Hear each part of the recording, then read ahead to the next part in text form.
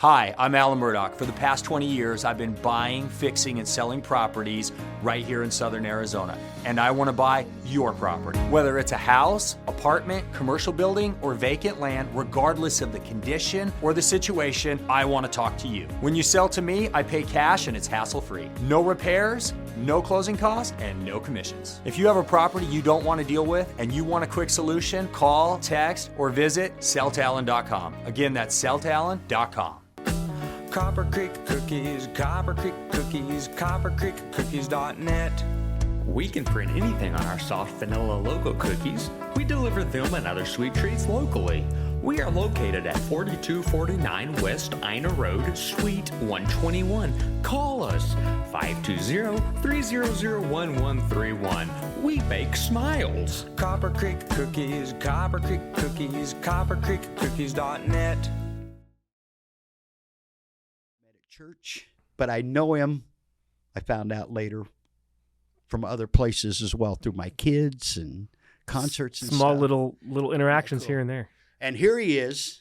Introduce yourself. My name is Kevin Dunlap. I am the college and career pastor over at Oro Valley Church in the Nazarene. I've been doing that a little over a year, full time, and it's awesome. I'm loving it. Yeah. I'm thanks for having me, by the way. It's Super our excited pleasure. to be here. You Super notice excited to he be is here. wearing a Green Bay Packer of course. hat.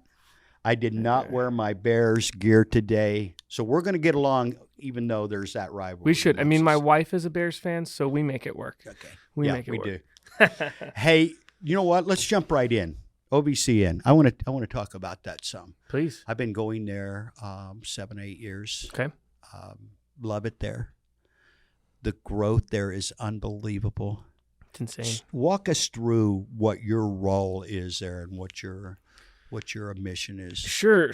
So I'll give you a little bit of background. So about probably 2.5-ish years ago, maybe 3 years ago, I felt this calling to ministry. So I reached out to Pastor Chris and I said, hey, abridged version, hey, I want a job. I want to work for the church. Hey, nothing's available at the moment. Okay, so fast forward about 1.5 years, Craig reaches out and says, hey, let's go get lunch. Let's go get dinner, something like that. So we did.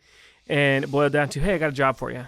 I'm like, all right, cool. And so at that moment, they created the young adult program, the college program over at OVCN, and that's what I've been doing full time. So my age range, if you will, is 18 to 30, 35. We're still kind of ironing out the little details of what that age range looks like because it can be so vast. But I am their pastor, if you will. Just like the high schoolers have youth pastors and middle school pastors, I am that for the young adult and college age. So I spend my Monday nights hanging out with people a little bit younger than me. Makes me still feel young. I don't feel, yeah. That's where I really have gotten to know you is at OVCN. And I'm going to plug Oro Valley Church in Nazarene right now. Hard. Sure. Man, from cradle to grave, we got you. We do. We're covered. We really do. We have a baby church pastor. We have our elementary school pastor, middle school pastor, high school, and now this. We have our men's ministers, our women's ministers, and everything in between. Right. That's such a good analogy, cradle to grave. I think you nailed it. I love that. Well, we mentioned a while ago there's going to be an event here next month at yes, Top. Yes, you were telling me about that. Of widows, a widows group. Obviously, widows tend to be more of our senior group, and they are heavily involved in a lot of the stuff that the young kids do, which is great to be involved in that. So let's. I want to talk a little more though again about your role. Sure. I really want to dig into this. So you're really working with the age group of. What did you say, 18 to 34, 18 35? to 34, 35, a Which couple is the stragglers. primary group, isn't it? Isn't that what we're really trying to It's the new generation, if you will. I mean, sure, high schoolers and middle schoolers are the new generation, but I feel like as college students and young adults, it's your chance to really be independent, right? It's your chance to figure out who you are, whose you are, and then where you're supposed to go, what you're supposed to be without mom and dad kind of breathing down your neck, which isn't a bad thing. I think parents are so integrated and so important, but then once we get to that college age, you're on your own. You're making dinner by yourself, and it's those little decisions that can turn into big decisions. So my goal is to be the person that I didn't have in college. So I attempted to go to college back in 2012, 2013. I lived up in Prescott for about 4.5 years and ended up failing out of college, surrounded by people who weren't with my same likes in mind, right? You know, great people, but not people who are leading me closer to Christ. So I want to, my goal in this ministry is to provide that outlet that I needed. Had I found a group where I could be vulnerable, had I found a group where I could lean on people and say, hey, this is what I'm going through right now, and this is what I need, I think it'd be a whole nother story. So my goal is to provide that emptiness, to fill that emptiness that I had when I was in college, if that makes sense. You know, I've thought about this a lot because of, again, I'm going to use OVCN as kind of an example. We've got pastors, male and female, I might add, that are as young as you, maybe even younger. There may be younger pastors. I think as of now I'm the youngest, but I'm not sure and about we that. have pastors that are my age, Sure. and certainly people that are lay people that are older than I or younger than you. And the cool thing about that is a lot of times you don't need to hear from me as somebody's grandparent, if you will. Sure. I need to hear it if I'm a peer from somebody that's dealing with it. I'll give you a good example. Chris Collins, last year when we were doing the 10 Commandments, drew the short straw, I'm sure, and got the adultery message. I said, Chris, you were the only one that could have preached that. Because if it comes from Craig, same words, or some grandpa telling you what not to do, literally. Sure. Chris, you're a young man right in the prime of your life. This is way more impactful coming from you than it is from someone that's already. I'm not saying you're not tempted as you get older. That's not what I'm saying. But if you haven't figured it out by our age, you're never going to figure it out. Sure.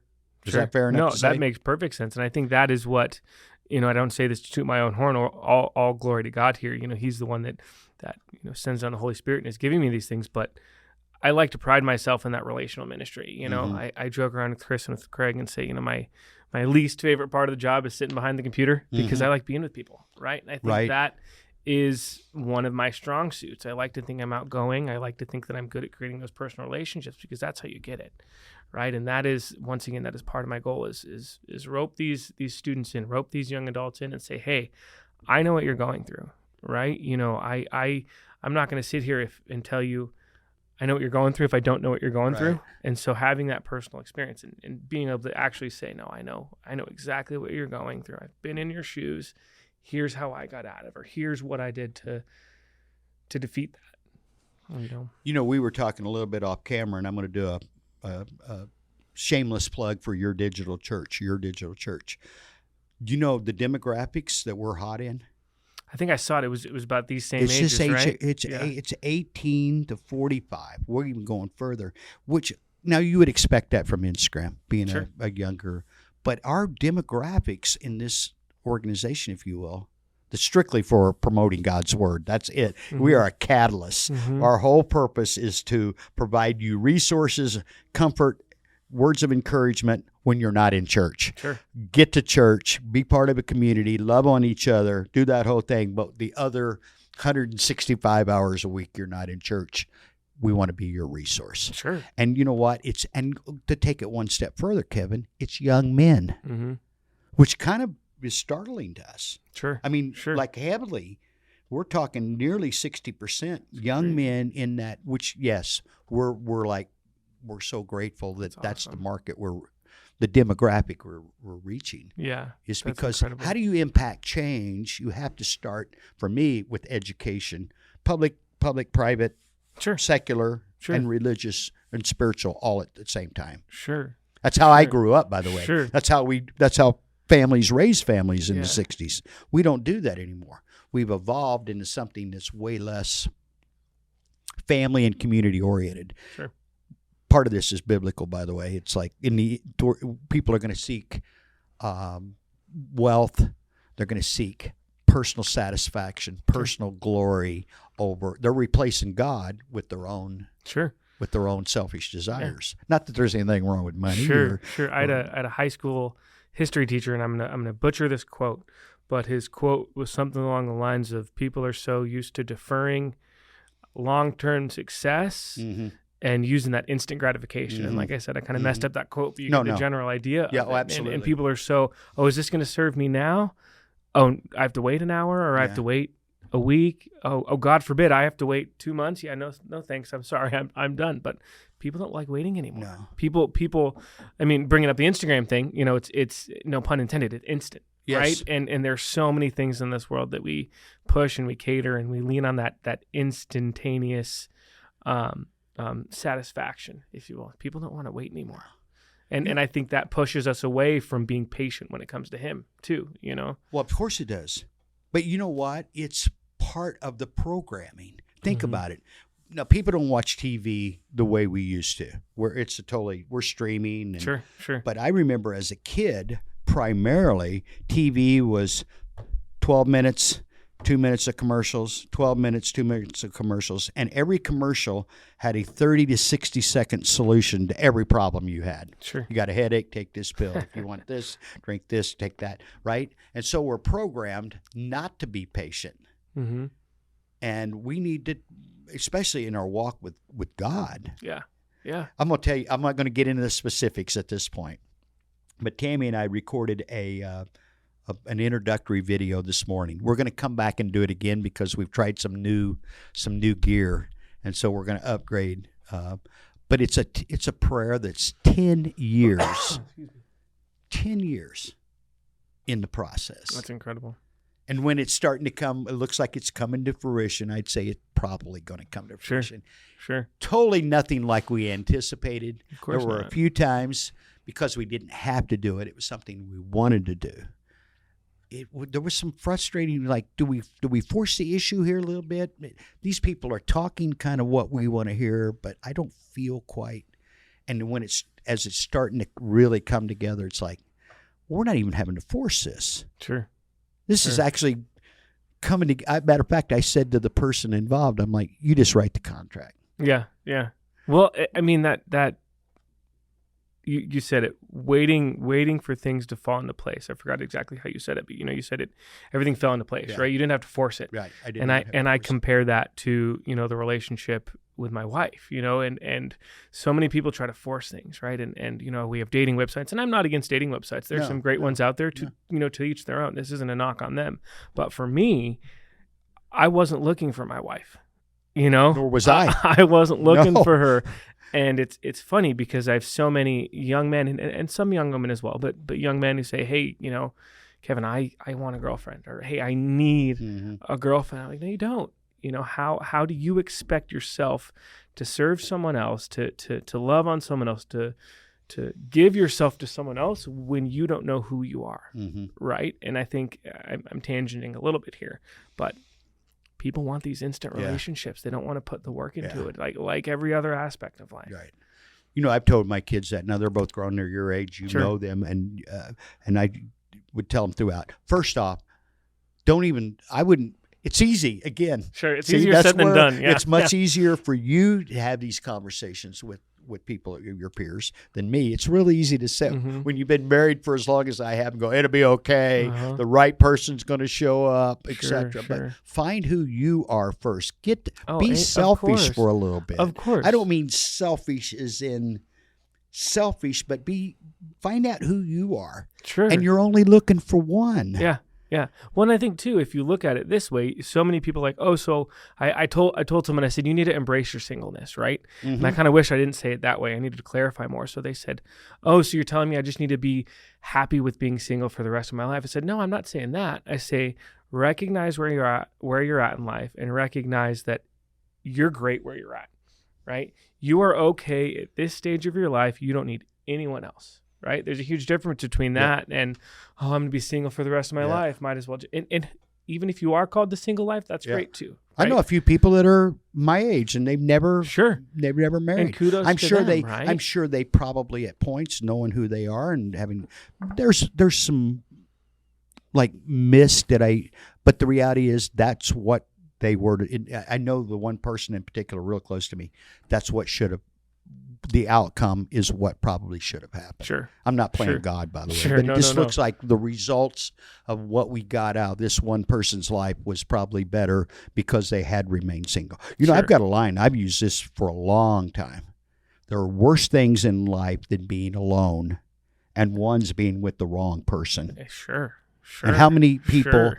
do you see get out of a relationship either through a divorce or they break up if they weren't married, and 60 days or 30 days they're in another relationship? Well, I'm like, you don't even know. No, At you're this not breathing. point, you're chasing the chase. Come Sure. on. Sure. It's a status symbol, right? Yeah. No, I agree. It's I tell people this all the time, and when I was in their shoes, I hated hearing this. Well, one thing is I guess there's a couple things, but one of them was you need to stop looking because it'll happen. Oh, I hate that, Kevin. Why do you say that to me? Or, I can go on and on about that, but it's interesting. Like you said, you and I have very different lenses on this, right? I've been married. My wife and I'll be celebrating 2 years on December 31st. Thank you. We're super excited about that. And your lens is very different, right? Like, I've got 32 years. Yeah, you got 2. There you I've go. got 32. You got 30 on me, but that I think too is so important because you can use that and teach me. You can use that and teach other people too. But at the same time, so many people aren't willing to listen, right? They aren't willing to say, Clint, I'm using your own words here. He's just old, right? Yeah. He doesn't know what he's talking about. He's not me. Yeah. Right. But who were you 32 years ago? Who were you, 40 years ago? Right. Right. And so I don't know. It's unfortunate how much people focus their identity on other things and not themselves. I've even told people that I like and really care about. Sure. Because I like and care about everybody until you give me a reason not to. Sure, and I still probably do. Yeah. But I could just get in your head for a minute. But again, this is the old Clint. This isn't the 30-year-old Sure, Clint. This sure. is the 65-year-old Clint. Sure. If I could get in your head for 30 seconds, I'd fix that. Yeah. Because I'd just take this and switch. We wouldn't concern ourselves Sure, with this. sure. And by the way, I wasn't looking for my wife when I found her. No. And if I was, I wouldn't have found her where I found her. I'm not getting into that. But here we are 32 years later. Praise God. And that's you know awesome. what? I will tell you, I knew almost, and I was 33 years old. Okay. I kind of knew. Oh, when you know, Isn't that crazy?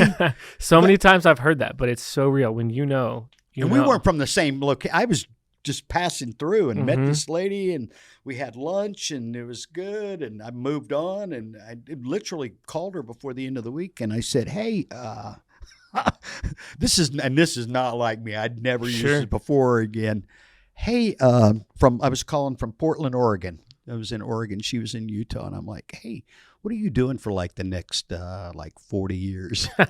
And now we're pushing 40. And she's like, are we going to extend that? Or that's awesome. Yeah, there's no end to that. Yeah, no. I'll sign on for another 40 if I need That's to. awesome. I won't make the second 40. I might make the first. Hey, who knows? God's got a plan. I don't want to. I want to talk to you about a couple other things real quick. Please. I want to talk, but I could talk this forever, and we're going to talk some more. Yeah. I'm already inviting you back. Let me know. I need you to be a part of what you're already a part, but I need you to. Sure. Where'd you grow up? You grew up here? Grew up Tucson, Arizona. Born and raised. Been in Yeah, Arizona where'd you my go to whole school? life. Where'd So you I go to went to St. Peter and Paul from kindergarten through 7th grade. 8th grade through high school, I went to Immaculate Heart High School. Okay. Very, very blessed with an incredible education. I was very blessed. I blame that in a good way on where I am today. Without that biblical foundation, without having gone to that Christian school my whole life, I wouldn't be sitting here today.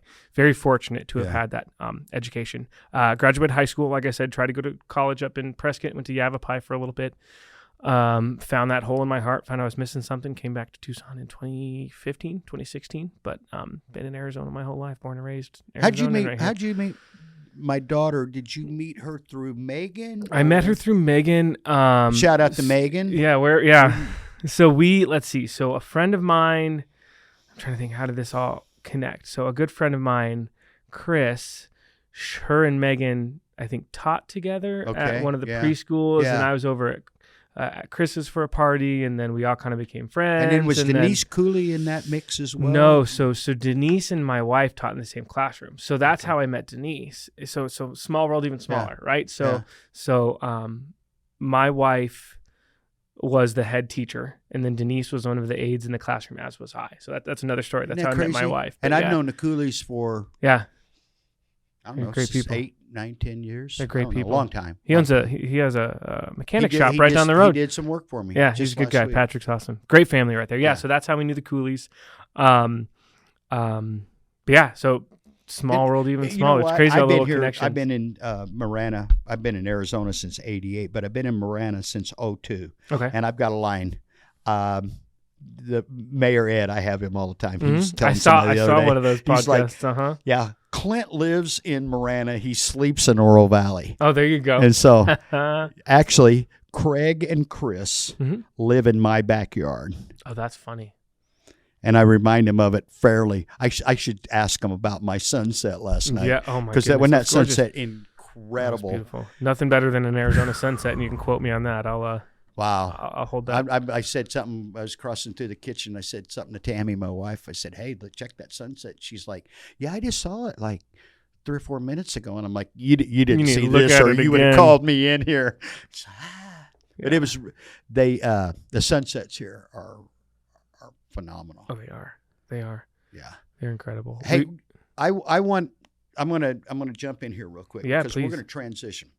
We're gonna do something here at Now You Know that we've never done before. Here we go. Yeah, I'm your this is- guinea pig today. and we talked about this. It kind of came to me. I said, when David and I discussed you coming in, we don't do a lot of heavy we want to talk to people. We don't, I mean, if we've got an agenda, but I said, David, let's try something when Kevin comes in because I think you're flexible. I said, let me do a little bit of work, God's work in your case. Let's do a little bit about that. And then I want to bring him in and talk about some other stuff that's near and dear to your heart and Sure. near and dear to his heart. And so I don't want to jump into that. But I want to thank you for being here. Of course. Thanks for having me. I And appreciate I'm this inviting you opportunity. back not only for Now You Know, but part of your digital church. Please. Come prepared to throw us down some heavy Sure. paper. Whatever you need me to say. Message. I appreciate you. It's a pleasure. Thank you, Clint. Thank you. God bless Thank you, you, buddy. Kevin. Thank Thank you. He does way more than I deserve. I'll Oh. tell you that. He knows what he's doing. Hey, you know the drill by now, everybody.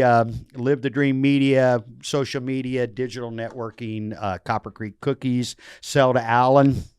Who am I forgetting, David? Quality Lube and Tube. Local. Check out Local Marana. All the things local are on Local Marana. You got anything else for me, David? Okay. A big fat zero there. I'm keeping David's seat warm. He's going to be out here in a minute. You guys can get to talk about all the really cool stuff going on in I'm your ready. world. I'm ready to Thanks, talk about guys. that. Thanks for listening.